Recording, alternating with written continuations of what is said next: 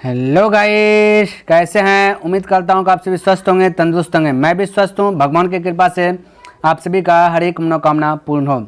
तो class start करते हैं एक मोटिवेशनल कोट्स के साथ। तो कहते हैं कि सपनों को अपनी सांसों में रखो, मंजिल को अपनी बाहों में रखो। हर जीत होगी आपकी मेरे दोस्त, बस लक्ष्य को अपनी निगाहों में रखो, अपनी निगाहों में रखो। तो आज के क्लास में सीखेंगे मैथमेटिक्स। ये क्वेश्चन बैंक में जो है आपका 2019 का प्रथम पाली यानी कि फर्स्ट सीटिंग, ठीक है। ये यहाँ पे देख लीजिए, थोड़ा सा मैं जिसका भी बता रहा हूँ मेरे भाई, यहाँ पे हमने क्या क्या एक फोटोज खींच के क्लिप की रखा हूँ। ये देखिए आपका प्रथम पाली हो, ताकि आपके पास यदि बुक भी नहीं हो तो बिलीव हो जाए कि हाँ यही सब चीज़ है। देखिए यहाँ पे numbering by numbering, series by series है। यहाँ पे हमने वही क्वेश्चन को उठाया है ना। थोड़ा सा मैं दिखा देना चाहता ये सब प्रश्न है, ठीक है। तो चलिए वही सब चीज़ उठाया हूँ। तो प्रश्न स्टार्ट करते हैं, बनाने का प्रयास करते हैं, देखते हैं कहाँ तक जाता है, ठीक है। चलिए ये देखिए आपका पहला प्रश्न क्या दिया गया, आंसर बताइए। तो कहता निम्न में से कौन जो है कि कोट थीटा के बराबर है। कोट थीटा के बराबर कौन है? तो कोट थीटा बराबर आपका फॉर्मूलाज बताए थे कि कोस थीटा बटे साइन थीटा, याद आ रहा है, ये बताए थे, ठीक है। तो कोट थीटा फॉर्मूला आ जाए कोस थीटा बटे sine theta, option number B correct हो जाएगा। चलिए 2 नंबर प्रश्न देखिएगा। कहता समीकरण युग्म x + 2y + 5 बराबर 0 तथा -3x - 6y + 1 बराबर 0 के हल हैं। तो ऑप्शन में देखिए अद्वितीय, अनंत, ये कोई नहीं, ये वाला दिया गया। तो आपको क्या करना है, ये वाला हम तो एक ही चीज़ आना चाहिए दिमाग में, a1/a2 बराबर b1/b2 बराबर c1/c2। देखिए ऑब्जेक्टिव है, ये सब लिखते मत रहना, ठीक है। हमने आपको क्या किया, थोड़ा सा आगाह कर दिया, ठीक है, कि यही होता है। तब देखिए आपको लिखना है a1/a2, तो a1 1 है, x को 1 बोलना है, एक x है तो 1 बोले। और ये दूसरे का घर में कहता है -3 है, तो यहाँ पे लिख लिया -3 है ना, प्लस y को देखिए y पहला घर में 2 है, बराबर दीजिए मेरे भाई, प्लस यहाँ पे बराबर होगा। तो y कहता है 2 है, और यहाँ पे y देखिए कहता है माइनस है, -6 है। अब ध्यान से देखिए, इसको हल कीजिएगा, ठीक है। 2 1 2 2 3 6, माइनस भी खत्म हो जाए, 1/3 बराबर 1/3 हो, यानी बराबर है। और एक घर चेक कर लीजिए, ये है 5, सी में देखिए C1 5 है, ये आपका कहता है ये आपका 1 है, ठीक है। तो ये 1 है, यानी ये आपका बराबर नहीं है, ये आपका बराबर 5 सिर्फ आया, तो ये बराबर, यानी कि एक घर बराबर है, एक घर बराबर नहीं है। तो ऐसा टर्म आता है तो क्या होता है, अद्वितीय हल है। अद्वितीय हल कब होता है, जब एक को घर बराबर नहीं होता, ठीक है। इसे रहता है a1/a2 नो के इक्वल b1/b2, तब होता है अद्वितीय हल होगा। तो अद्वितीय अनंत हल के लिए सब घर बराबर होना चाहिए, दिया कोई हल नहीं, यानी कि ऑप्शन नंबर सी हो जाएगा। जब भी कोई हल नहीं होगा तो एक घर बराबर रहेगा, एक घर बराबर नहीं रहेगा, ध्यान में रखना, ठीक है। चलिए तो सी ऑप्शन हो जाएगा इसका। 3 नंबर समझने का प्रयास कीजिए। कहता है 2 बेलनों की त्रिज्याओं का अनुपात इस प्रकार से है तथा उनकी ऊंचाइयों का अनुपात ये है, तो उनके आयतनों का अनुपात क्या होगा। तो सबसे पहले भाई बेलन का आयतनों का अनुपात पूछा है, ठीक है। तो ध्यान रखना, तो बेलन का आयतन का फार्मूलाज क्या होता है, ये थोड़ा सा पता रहेगा तभी तो अब बनाइएगा ना। बेलन का आयतन फार्मूला रहेगा पता, तभी तब बनाएगा। तो बेलन का आयतन कहता है πr²h, तो πr²h जब करेंगे हम, तो चलिए लिख देता हूँ, पाई तो पाई है r², आर देखिए पहले बेलन 2 बेलन है, ठीक है, वो छोटका है वो बड़का आएगा। तो यहाँ पे देखिए 2 बेलन के त्रिज्याओं का अनुपात, तो 2 बेलन, ये पहला बेलन होगा, ये दूसरा का होगा, ठीक है। ध्यान में रखना, शुरू से लिया, पहला होगा, ये दूसरा का होगा, ये फर्स्ट होगा, ये सेकेंड होगा। तो पहला के लिए 3 ले लेंगे, ये 2 ले लेंगे, तो 2 × 2 πr²h, h यहाँ पे देखिए पहला के लिए शुरुआती वाला ले लीजिए, h हो जाएगा 5, ठीक है। रेशियो में आंसर दिया, रेशियो का चिन्ह। दूसरा का के लिए पाई, तो पाई ये फोर्नेटिव निभा रहे हैं, पाई का वैल्यू पाई कटिया जाएगा। आर आपका दूसरा काम, ये पीछे वाला लीजिए r², तो 3 × 3 हो जाएगा, ठीक है। और बाकी h यहाँ पे नीचे ये वाला पीछे वाला लीजिए, h हो जाएगा आपका 3। पाई से पाई गया, अब कुछ नहीं कट रहा है, 5 × 10 × 20, और रेशियो 3 3 9 9 3 27, तो 20/27 right answer, option number B correct हो जाएगा। बोले किसी को डाउट, कोई कन्फ्यूज, कोई डाउट नहीं होना चाहिए, कोई कन्फ्यूज भी नहीं होना चाहिए, ठीक है। चलिए अगला प्रश्न की बात कर लेते हैं, है ना।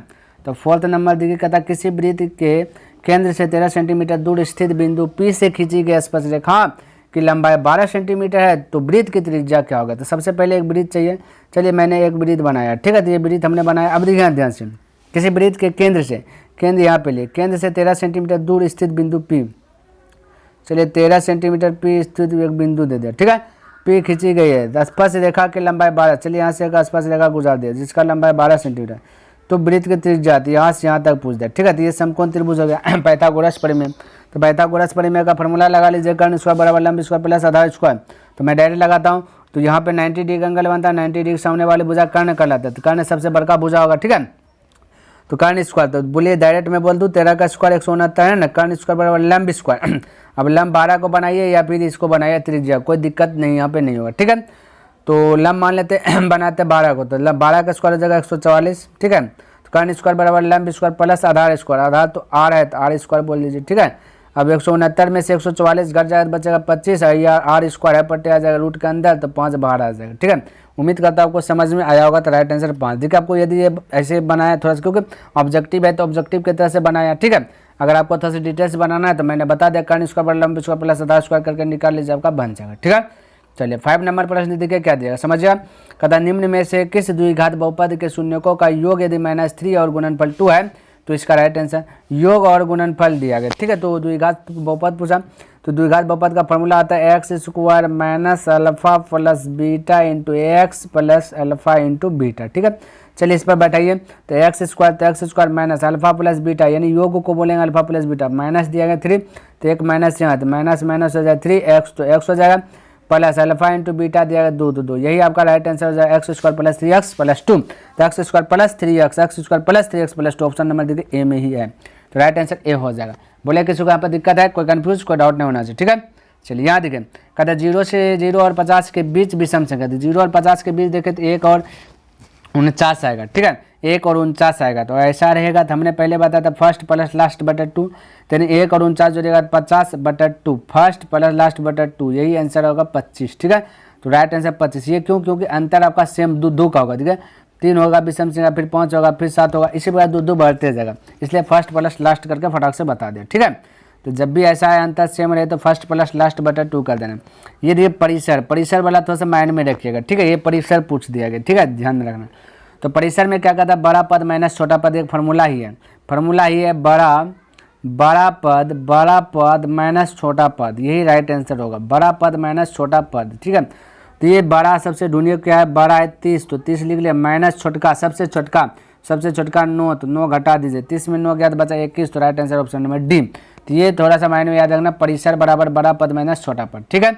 चलिए अगला बात क्या है प्रश्न की, तो ये देखिए 8 नंबर, कहता 2 चर में दो एक घातीय समीकरणों के ग्राफ यदि प्रतिच्छेदी रेखाएं हो तो हलों की संख्या होगी। जब मेरे भाई कोई प्रतिच्छेदी होगा ना तो उसको बोलते हैं a1/a2 not equal to b1/b2, यानी कि एक अद्वितीय हल होगा। यानी कि अद्वितीय का मतलब 2 गो हल नहीं होगा, 1 गो हल होगा, ये होता है अद्वितीय हल होगा, ठीक है। क्योंकि प्रतिच्छेदी अद्वितीय हल होगा और क्या बोलते हैं ना, ये संगत है, ठीक है, क्या संगत है। तो आपका यहाँ पे देखिए सिर्फ एक हल बोला था, अद्वितीय को ही एक हल बोलते, तो आपका राइट आंसर ए हो जाएगा, ठीक है। तो इन सभी में थोड़ा सा आपको घबराना नहीं है। देखिए 9 नंबर कहता है यदि समीकरण kx - 5y बराबर 2 है ना, और फिर तथा 6x + 2y बराबर 7, तो कोई हल ना हो तो क्या होगा।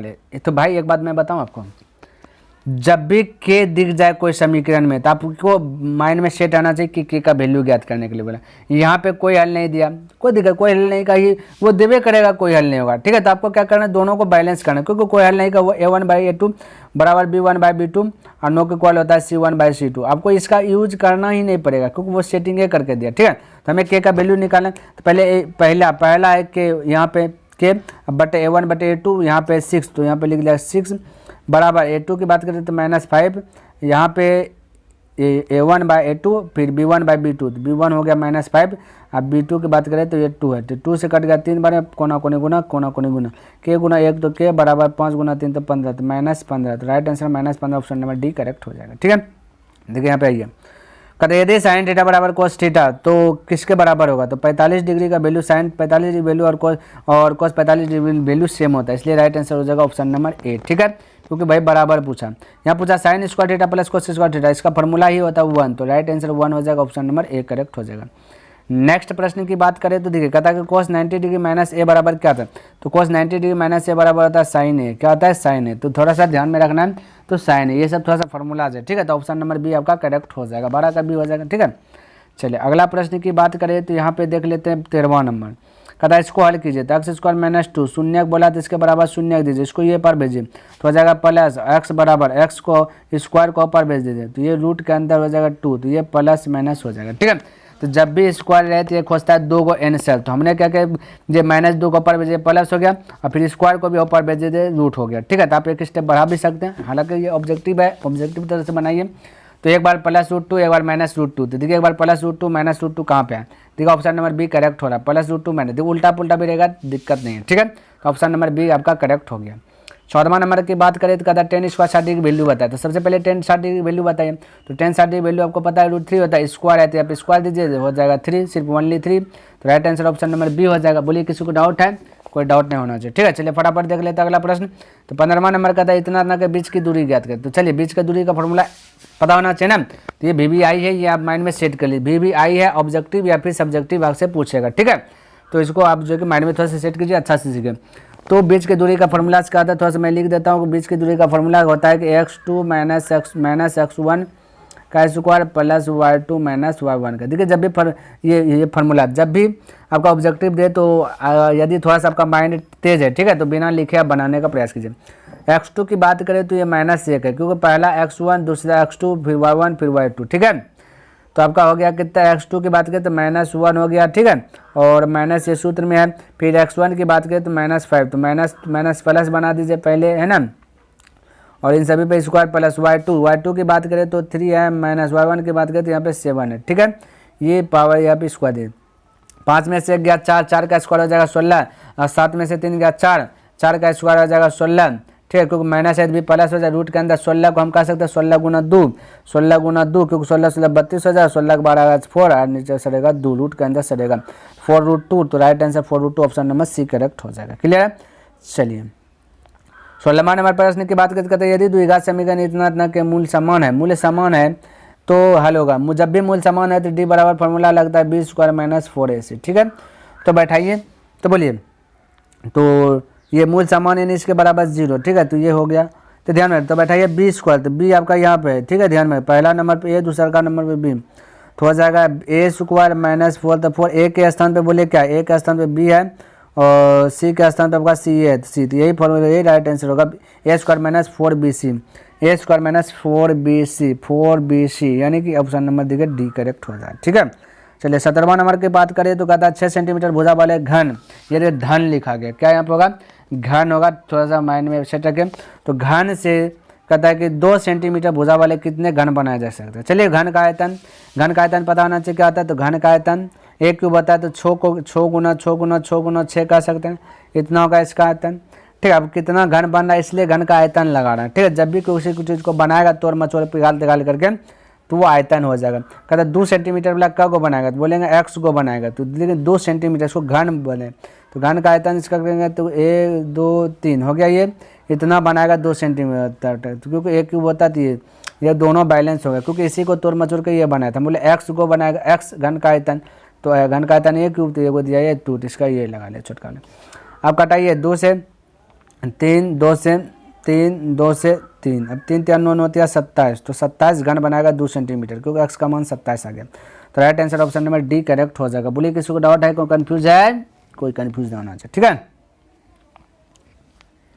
8 नंबर, कहते निम्न में से कौन सी घटना की प्रायिकता नहीं हो सकती। देखिए मेरे भाई, आप कमजोर से कमजोर क्यों ना हो, प्रायिकता वाला जो कि एगो अबे करेगा फिक्स है। ठीक है, बहुत आसान है।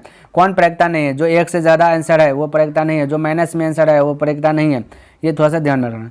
तो देखिए 1 से ज़्यादा यहाँ ऑप्शन नंबर ए बे निकल गया, 3.5 है, जो कि यही प्रायिकता नहीं है, तो आपको अब चेक ही नहीं करना है। ठीक है, ऑप्शन ए फटाक से बोल दीजिए।